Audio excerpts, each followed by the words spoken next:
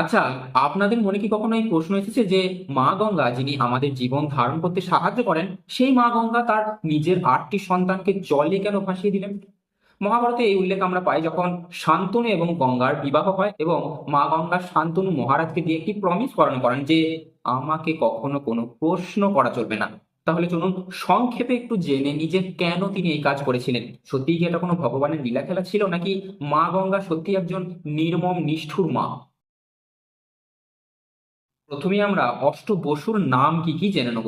পিতামহ ভীষ্ম, যার আসল নাম হলো দেবব্রত, তাকে আমরা বলতে শুনেছি যে তিনি নাকি অষ্টবসুর এক বসু। মহাভারতে এই কথার আমরা উল্লেখ পাই। তাহলে প্রথমেই চলুন জেনে নিই যে অষ্টবসু কে কে, তাদের নাম কি কি। আপ, ধ্রুব, সোম, অনল, অনিল, থর, প্রত্যুষ এবং প্রভাব, এই হলেন ৮ অষ্টবসু। যে অষ্টবসুর কথা আমরা ছোট থেকে পড়ে আসি, ৮ অষ্টবসু, আজ সেই নাম আমরা জেনে নিলাম। এই অষ্টবসু এবং তাদের স্ত্রী একদিন একটি জঙ্গলের পাশ দিয়ে পেরোচ্ছিলেন। ঠিক সেই সময় তারা বশিষ্ঠ মুনির আশ্রমে এসে পৌঁছান। আমরা সবাই জানি বশিষ্ঠ মুনি হচ্ছেন রামচন্দ্রের কুলগুরু, অর্থাৎ সূর্য বংশের কুলগুরু। বশিষ্ঠ মুনির আশ্রমে তারা দেখতে পান কামধেনু গাভীকে। তারা ৮ জন সেই কামধেনু গাভীর অপার্থিব ক্ষমতা দেখে মুগ্ধ হয়ে যান এবং তাদের মনের মধ্যে লোভ জন্ম দেখা দেয়। সেই অষ্টবসুর মধ্যে কারোর একজন স্ত্রী বলে যে এই গাভীকে আমরা চুরি করি, তাহলে তার সমস্ত সম্পদ, তার সমস্ত ঐশ্বর্য আমরাও ভোগ করতে পারবো। ব্যাস, ঠিক এইখানেই বিপত্তি। তারা অষ্টবসু, তাদের মনের মধ্যে কখনোই এরকম লোভ ঈর্ষা জন্মানো উচিত নয়, কিন্তু না, তারা তাদের স্ত্রীর কথা শুনে তাকে না থামিয়ে সেই লোভে পড়ে যায় এবং অষ্টবসু মিলে কামধেনু গাভীকে চুরি করতে শুরু করে।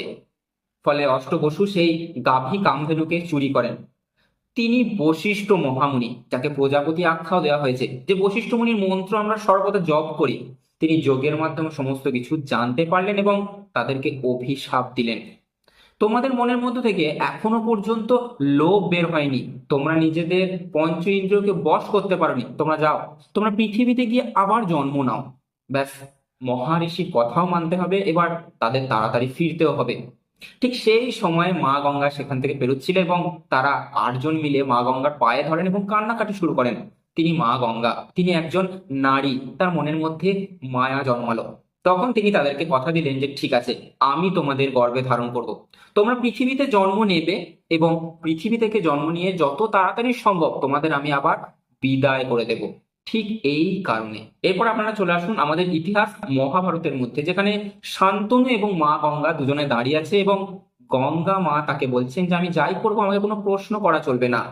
অনেকদিন শান্তনুর সাথে সংসার করার পরে তার প্রথম পুত্র জন্ম নেয়। শান্তনু কোনো প্রশ্ন করলো না, কারণ গঙ্গা জন্মানোর পরেই তার প্রথম পুত্রকে নিয়ে জলে ভাসিয়ে দিল, গঙ্গাতেই ভাসিয়ে দিল। তার কোনো প্রশ্ন করা মানা। ঠিক এইভাবে ৭ জন বসুকে তিনি জলে ভাসিয়ে দেন এবং তাদের সেই মনুষ্য জন্ম থেকে মুক্তি লাভ দেন। আটকে গেল ভীষ্ম, যিনি ছিলেন অষ্টম। এরপর আসুন আবার সেই অতীতের ঘটনায়। যে অষ্টবসু স্ত্রী ওই কামধেনু গাভীকে দেখে এরকম কমেন্ট করেছিল, যিনি আসল কথাটি তুলেছিলেন যে আমাদেরও এই গাভীটিকে লাভ করা উচিত, তিনিই গেলেন আটকে পৃথিবীর মায়া বন্ধনে, যিনি ছিলেন দেবব্রত এবং ভয়ঙ্কর শপথ নিয়েছিলেন বলে যারই পরবর্তীকালে নাম হয় ভীষ্ম। তাহলে শেষ পর্যন্ত আপনারা কি বুঝলেন? মা গঙ্গা কি সত্যিই একজন নির্মম নিষ্ঠুর মা, নাকি তিনি সেই অষ্টবসুকে রক্ষা করার জন্য এমন করেছিলেন? যদি আমি এই ভিডিওর মাধ্যমে আপনাদের মনের মধ্যে ওই প্রশ্নকে দূর করতে পারি, তাহলে লাইক করতে কিন্তু ভুলবেন না। আপনাদের একটি লাইক এবং কমেন্ট আমাকে সত্যিই অনেক সাপোর্ট দেয়। শেয়ার করে দেবেন তাদেরকে যাদের মনের মধ্যে এরকম প্রশ্ন ঘোরাফেরা করে এবং যারা আমাদের ইতিহাস নিয়ে জানতে বিশ্বাসী। আমি আমার চ্যানেলের নাম দিয়ে রেখেছি ফোকাস অন মাইথোলজি, কিন্তু আমার নাম দেওয়াটি অবশ্যই ভুল হয়েছে, না হলে আমি ম্যাক্সিমাম মানুষ পর্যন্ত পৌঁছাতে পারবো না। আসল আমাদের নাম হলো focus on our history, focus on our religion and our real culture. পুনর্দর্শনে।